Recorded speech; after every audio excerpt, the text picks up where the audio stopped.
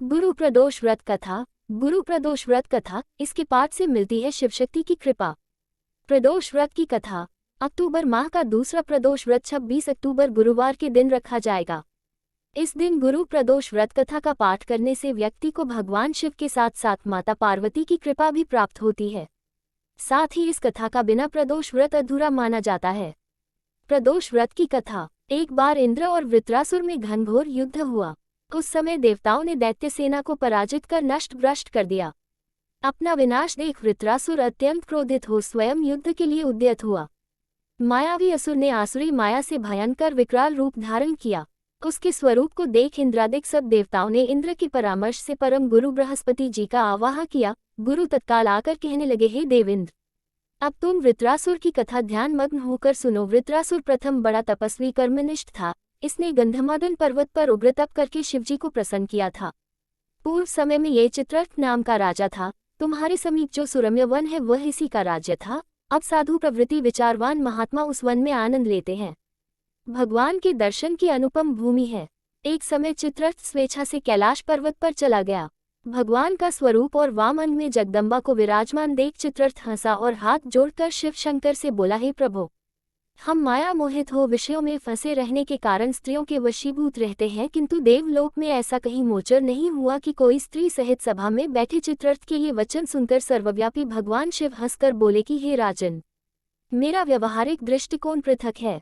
मैंने मृत्युदाता कालकूट महाविष का पान किया है, फिर भी तुम साधारण जनों की भांति मेरी हंसी उड़ाते हो। तभी पार्वती क्रोधित हो चित्ररथ की ओर देखती हुई कहने लगी, ओ दुष्ट, तूने सर्वव्यापी महेश्वर के साथ मेरी भी हंसी उड़ाई है। तुझे अपने कर्मों का फल भोगना पड़ेगा। उपस्थित सभासद महान विशुद्ध प्रकृति के शास्त्र तत्वान्वेषी हैं और सनक सनंदन सनत कुमार हैं। हे सर्व अज्ञान के नष्ट हो जाने पर शिव भक्ति में तत्पर हैं। अरे मूर्खराज, तू अति चतुर है, अतएव मैं तुझे वह शिक्षा दूंगी कि फिर तू ऐसे संतों के मजाक का दुस्साहस ही न करेगा। अब तू दैत्य स्वरूप धारण कर विमान से नीचे गिर। तुझे मैं शाप देती हूँ कि अभी पृथ्वी पर चला जा। जब जगदम्बा भवानी ने चित्ररथ को ये शाप दिया तो वह तत्क्षण विमान से गिरकर राक्षस योनि को प्राप्त हो गया और प्रख्यात महासुर नाम से प्रसिद्ध हुआ। तवष्टा नामक ऋषि ने उसे श्रेष्ठ तप से उत्पन्न किया और अब वही वृत्रासुर शिव भक्ति में ब्रह्मचर्य से रहा।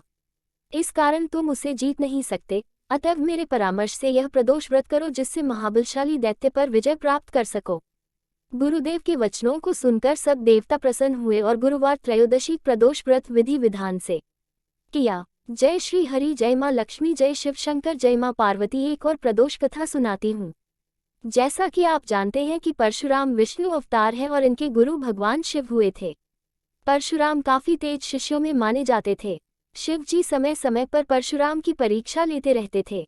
ऐसे में एक बार जब परशुराम शिव जी से शिक्षा ग्रहण कर रहे थे, उस समय शिव जी ने परशुराम से एक काम करने को कहा। वह कार्य नीति के विरुद्ध था। ऐसे में परशुराम गुरु आदेश मानकर सोच में पड़ गए, लेकिन बाद में उन्होंने शिव जी को साफ मना कर दिया। ऐसे में शिव जी द्वारा जबरदस्ती दबाव बनाए जाने पर परशुराम युद्ध करने पर उतर आए। परशुराम के बाणों को शिव जी ने त्रिशूल से काट दिया। इस दौरान जब परशुराम ने शिव जी पर फरसे से प्रहार किया तो शिव जी ने अपने अस्त्र का मान रखते हुए उसे अपने ऊपर आने दिया। फरसे से उनके मस्तिष्क पर चोट लगी। इसके बाद शिव जी ने परशुराम को अपने गले लगा लिया। उन्होंने नीति के विरुद्ध न जाने की प्रशंसा की। उन्होंने कहा कि अन्याय अधर्म से लड़ना ही सबसे बड़ा धर्म है। विष्णु जी का एक अवतार भगवान श्री कृष्ण का है। श्री कृष्ण ने अपने भाई बलराम और दोस्त सुदामा के साथ संदीपनी मुनि से शिक्षा ग्रहण की थी। इनके आश्रम में न्याय, राजनीति शास्त्र, धर्म पालन और अस्त्र शस्त्र आदि की शिक्षा दी जाती थी। इसके अलावा यहाँ पर आश्रम नियमावली के मुताबिक शिष्यों को ब्रह्मचर्य के नियमों का पालन करना होता था। शास्त्रों के मुताबिक आश्रम श्री कृष्ण संदीपनी मुनि के आश्रम में करीब 64 दिनों में शिक्षा ग्रहण संपूर्ण शास्त्रों का ज्ञान प्राप्त किया था। इस दौरान उन्होंने 18 दिनों में 18 पुराण, 4 दिनों में चारों वेदों का ज्ञान लिया। इसके बाद 6 दिनों में 6 शास्त्र, 16 दिनों में 16 कलाएं सीखी। इसके अलावा श्री कृष्ण ने 20 दिनों में जीवन से जुड़ी दूसरी महत्वपूर्ण चीजें सीखी और गुरु की सेवा की।